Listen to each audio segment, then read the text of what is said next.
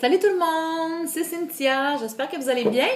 On est vendredi le 7 février je suis ici pour ma mise à jour de 24 semaines post-op de la sleeve gastrectomie. Donc on est 7 février, 24 semaines. Bon, pour les chiffres, je vais vous donner tout de suite mes chiffres. Mon plus haut poids enregistré, en décembre 2012 était de 280 livres. Le jour de ma chirurgie bariatrique, la sleeve gastrique que j'ai eue le 23 août dernier, mon poids était de 238 livres. Excusez, ma minette étonnante. Et aujourd'hui, mon poids est de 186! Wouhou! Je suis à 6 livres du 100 livres perdu, donc ça me rend de bonne humeur. Ce qui veut dire que depuis la semaine passée, j'ai perdu un beau 3 livres. Bon, comme à chaque mois, hein, moi, ça marche avec mon cycle. C'est mon 6e mois. En fait, ça fait plus qu'un an que j'ai commencé en décembre 2012. Donc, c'est ça. Ça fait presque 6 mois que j'ai eu ma chirurgie, mais ça fait plus qu'un an que je suis en perte de poids, en parcours de perte de poids. Et vraiment, ça marche avec mon cycle. Donc, il faut pas paniquer quand vous perdez pas une semaine, si c'est juste avant d'avoir vos règles, c'est normal. Et puis, quand les règles sont finies, ben là, oups, ça descend un petit peu plus. Donc, je suis vraiment contente. Le mois passé, j'avais pas eu une perte de 2-3 livres comme j'en ai normalement, mais là, c'est le retour à la normale. Donc, j'avais l'impression que j'avais un petit ralentissement le dernier mois, mais vraiment, là, je sens que ça recommence à descendre. Donc, il faut pas paniquer, il faut juste continuer à faire ce qu'on fait depuis le début et puis pas perdre la motivation. Le corps réagit à tout ça, hein? Il va à son rythme et puis il faut juste être patient. Donc, 3 livres de perdu cette semaine, 94 livres au total. J'arrive pas à croire que j'ai presque 100 livres de perdu. Il me reste 6 livres! Je me suis mis comme objectif d'atteindre mon 100 livres perdus pour ma fête, qui est le 3 avril prochain. Donc, il me reste 6 livres à perdre tu vois, février, il reste encore 2 semaines. Mars, bon, je vais y arriver, c'est sûr. Et puis, ça m'a fait réaliser, cette semaine, j'ai commencé à faire des petits calculs et ça m'a fait réaliser que il me reste à peu près... bon, là, paniquez pas, là, parce que tout le monde me dit, ben non, si tu perds encore tout ça, on ne te verra plus. Il me resterait, selon mon poids et selon le poids que je devrais peser pour avoir un indice de masse corporelle, un IMC santé, entre 18 et 25. Donc, pour le maximum de l'IMC santé à 25, ça me donnerait un poids de 135 livres. J'ai pesé 135 livres très brièvement dans ma vie à l'adolescence et j'étais comme pas mal en anorexie pour être mince comme mes amis, là, je mangeais plus. Et puis je portais une taille de jeans 27-28. Je pense pas que je vais retourner là quand même, mais bon, selon ce que je me fie de ce que les normes disent pour un IMC santé, je devrais aller à 135, mais c'est pas pris en considération la masse osseuse et la masse musculaire. Donc, ce que je ferai, éventuellement, j'irai faire évaluer ma masse graisseuse, osseuse et musculaire réelle.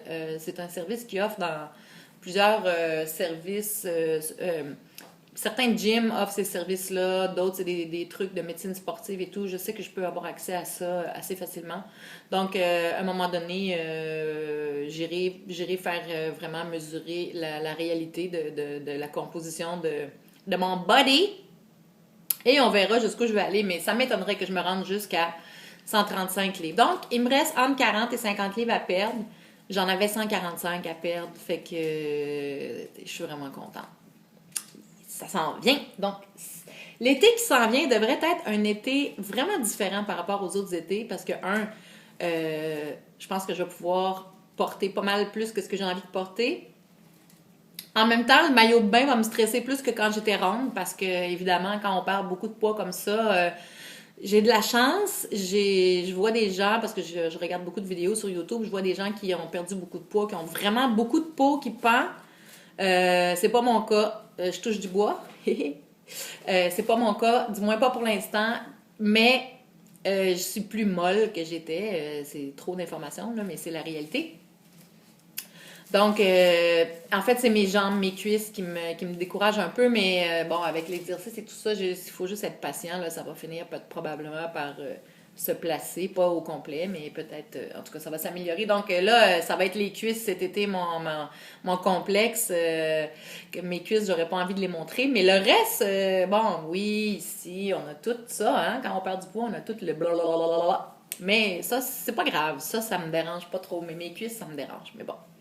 Donc, j'ai pas fini de vous dire mes chiffres. 94 livres au total de perdu. Et depuis ma chirurgie, 52 livres. Donc, en 5 mois et 5 mois et demi à peu près. Ouais, 5 mois et demi. 52 livres. Donc, 94 livres. J'en reviens pas encore. Cette semaine, qu'est-ce que j'ai remarqué? En fait, ça fait quelques semaines que j'ai remarqué ça. J'ai plus faim depuis quelques semaines. Donc, j'essaie de gérer ça d'une façon... tu sais, je veux pas dépasser un certain nombre de calories. J'essaie de me limiter à 1200 calories par jour. J'essaie de me limiter à moins de 40 grammes de gras. Et j'essaie de manger plus que 80 grammes de protéines. En fait, c'est ça le plus grand défi, là, c'est d'arriver à manger toutes mes protéines. Mais je remarque vraiment que j'ai plus faim. Mon corps réclame plus de nourriture. Donc, j'essaie j'essaie d'apporter des petits changements aussi, parce que je remarque aussi que manger souvent, pour quelqu'un qui a une sleeve, on mange pas beaucoup. Donc, souvent, on va aller vers les choses qu'on est habitué de manger, qu'on sait que ça descend bien, que c'est la bonne portion, la bonne quantité, la bonne texture et tout. Donc, j'ai tendance à manger beaucoup de coquilles de fruits de mer. J'en mange presque à tous les jours. Les yogourts grecs, j'en mange à tous les jours. Les fromages, la vache qui rit, j'en mange à tous les jours. Donc, mon alimentation, je suis en train de prendre conscience que mon alimentation n'est pas assez variée. Donc, cette semaine, j'ai fait un petit effort supplémentaire pour essayer de varier mon alimentation. C'est ça. Donc, c'est un défi. Hein? C'est facile de tomber dans une habitude. Les trucs qu'on aime puis qu'on sait qu'on va bien les digérer et puis les quantités, les petits coquilles Saint-Jacques en entrée, là, pour moi, c'est un repas et puis c'est tellement parfait la quantité. C'est juste ça que j'ai besoin. Je finis de manger ça, je la mange au complet maintenant. Et puis, je suis rassasiée, c'est parfait. Il y a 17 grammes de protéines. Donc, pour moi, c'est un bon choix. Mais à un moment donné, il faut pas que... J'ai tendance à remplir mon congélateur quand il devient en spécial à 2 là, chez Maxi, ce qui arrive régulièrement. Je stack mon congélateur, genre, j'en achète 20. Puis, je mets ça dans mon congélateur. Ça me fait des repas à 2 c'est tout à fait économique. Et c'est ça. Mais il faut vraiment que que je fasse un effort supplémentaire pour varier. Surtout ces temps-ci, je suis très occupée, donc c'est facile. Je mets ma coquille dans le four, c'est fini, c'est réglé. Mais voilà, donc il faut que je me discipline un petit peu pour apporter plus de variété. Puis ça va sûrement que le corps s'habitue aussi quand on change jamais rien. On mange toujours le même nombre de calories, toujours les mêmes choses. Le corps a besoin de variété pour continuer à perdre du poids et pour maintenir une bonne santé, aller chercher... tous les nutriments dans les divers aliments qu'on peut consommer. Donc, la variété est importante. Alors, je vais faire un effort supplémentaire sur ça. Changement de vie, les amis. J'ai pris ma décision. Ça fait 2 ans que j'y pense. J'en ai parlé un petit peu la semaine passée. Et moi, je suis quelqu'un, depuis que je suis tout petite, que quand j'ai quelque chose qui me trotte dans la tête et qui devient... que ça prend une place importante et que j'y pense beaucoup et que c'est quelque chose qui me chicote, que je sens que je devrais réaliser, je le fais. Parce que si je le fais pas, ça va toujours me trotter dans la tête. 2, je vais toujours me poser la question, est-ce que j'aurais dû? Si je l'avais fait, comment ma vie aurait été? Et je me dis, la vie est courte, il faut vivre plein d'expériences, il faut se réaliser, il faut accomplir ses rêves. Donc, je déménage à Rimouski!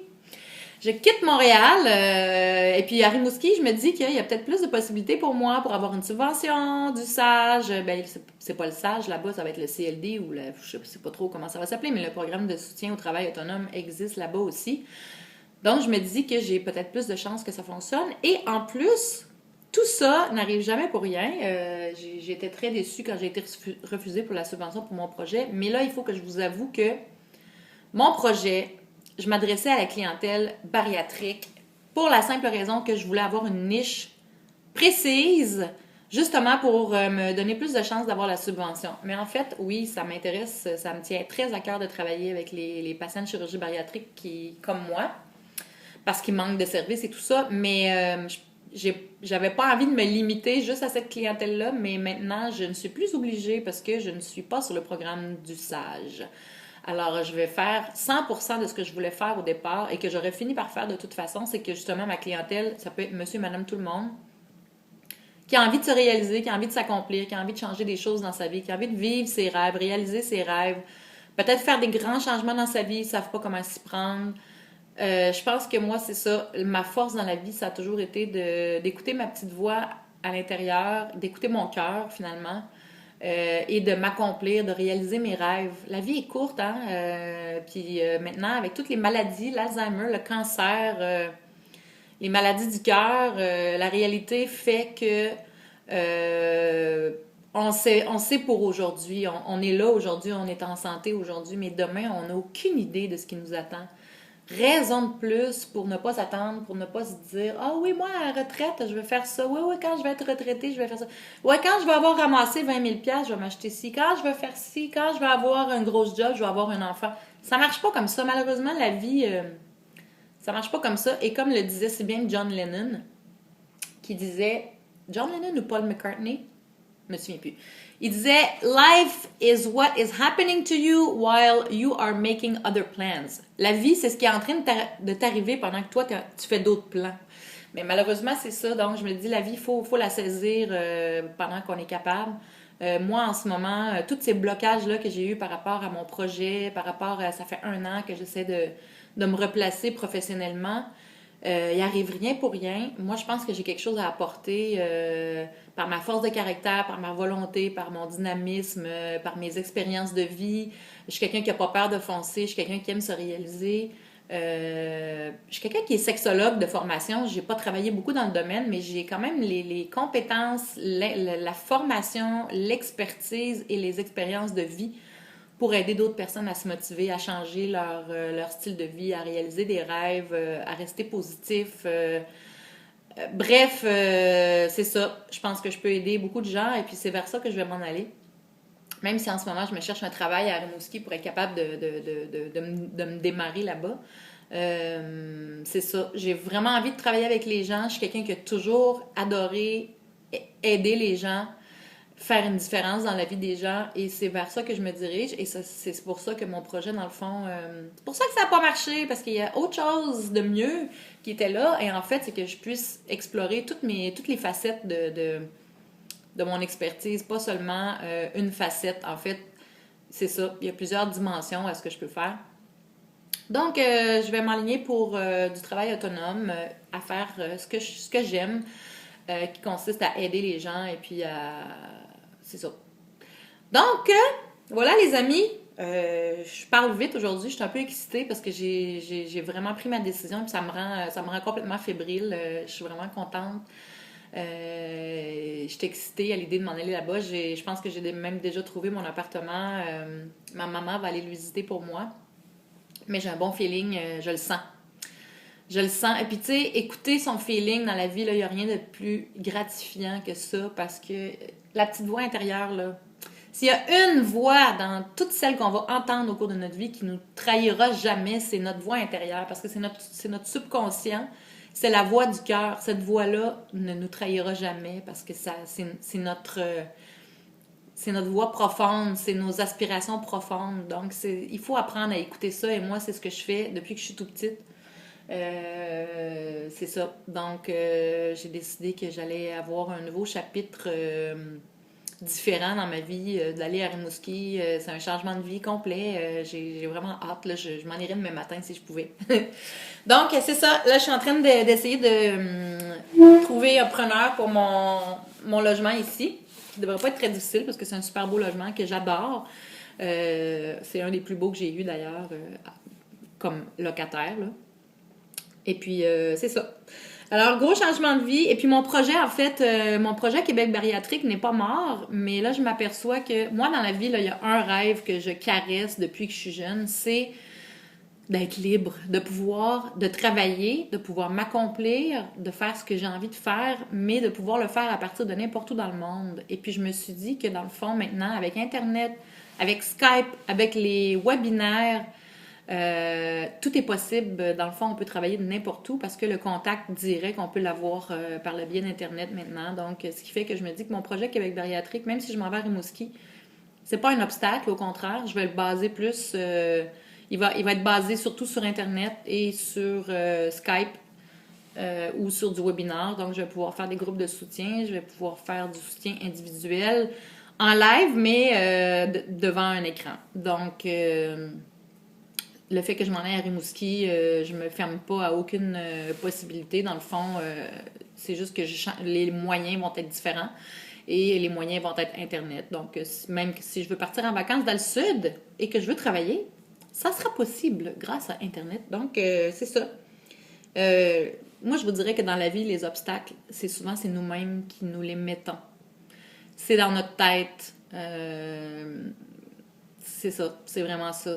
On se met des obstacles à nous-mêmes et puis souvent, c'est nous-mêmes qui s'empêchons d'agir puis de se réaliser parce qu'on est paralysé par la peur. Mais quand on réussit à vaincre ses peurs dans la vie, ça ouvre tellement de portes. C'est comme si l'univers s'ouvre à nous complètement. Et puis, c'est important d'entretenir ça parce que quand la vie est finie ou quand on se ramasse, on se lève un matin puis qu'on a un diagnostic de maladie dans la quarantaine, dans la cinquantaine, dans la soixantaine, ben là, ça change beaucoup la donne. Et puis là, on regrette de ne pas avoir vécu puis d'avoir réalisé nos rêves quand c'était le temps. Le temps, là, c'est maintenant parce que le seul jour dont on est certain de l'existence, c'est le moment présent, c'est aujourd'hui. Donc moi, je vous encourage à réaliser vos rêves à partir d'aujourd'hui. Quand on est dans l'action, quand on veut vraiment quelque chose, c'est beau de rêver, mais à un moment donné, il faut passer à l'action et puis il faut se réaliser. Donc, voilà. Je suis dans une bonne vibe. En fait, ça fait un bout de temps que je suis dans une bonne vibe, mais il se passe plein de choses. Et puis, c'est le fun parce que ma mère habite à Rimouski. Je vais me rapprocher de ma mère, ma famille, une bonne partie de ma famille, les gens que j'adore. Pour la musique aussi, ça risque d'être plus facile là-bas. Donc, c'est que du positif. Je vais arrêter de stresser ici financièrement avec mon gros appart cher là-bas. Je vais me trouver un beau petit 3,5 tout cute avec un stationnement déneigé, tabarouette. Je vais arrêter de changer mon auto de côté de rue tous les jours. Et puis, je vais vivre une autre réalité. Je vais avoir une qualité de vie. Je serai plus dans le stress, la frustration des services de transport en commun de Montréal. C'est autre chose. J'ai le goût de vivre autre chose. Et puis, c'est ce que je vais faire. Donc, voilà. Est-ce que j'avais d'autres choses? Ben, c'est pas mal ça, les amis. Ça fait déjà 17 minutes. Là, je suis en pause parce que j'ai un petit contrat de télétravail de la maison, ce qui est tout à fait formidable. J'en ai pour une semaine ou deux, donc ça me donne l'opportunité de travailler de la maison, ce que j'adore. Alors, je vous laisse sur ce. Je vous dis, gardez la motivation, continuez vos efforts. Ça finit toujours par porter fruit, même si vous ne vous voyez pas, si vous êtes dans un parcours de perte de poids, que vous avez l'impression que vous pédalez dans le beurre, que ça aboutit pas. Faut même pas vous inquiéter. Si vous êtes dans la bonne direction, que vous faites des petits pas chaque jour, que vous changez vos habitudes, vos mauvaises habitudes, que vous les remplacez pour des bonnes habitudes et que vous vous découragez pas, c'est un processus à long terme. Vous n'avez pas mis 2 semaines pour prendre 50 livres, 60 livres, 80 livres, 100 livres, 150 livres. Vous n'allez pas les perdre en 2 semaines non plus. Mais ce que vous faites aujourd'hui va avoir des résultats sur demain, sur le mois prochain, sur l'année prochaine. Regardez-moi. Moi, l'année passée, à cette date-ci, j'avais commencé à perdre du poids déjà, mais je portais du taille 22 de pantalon.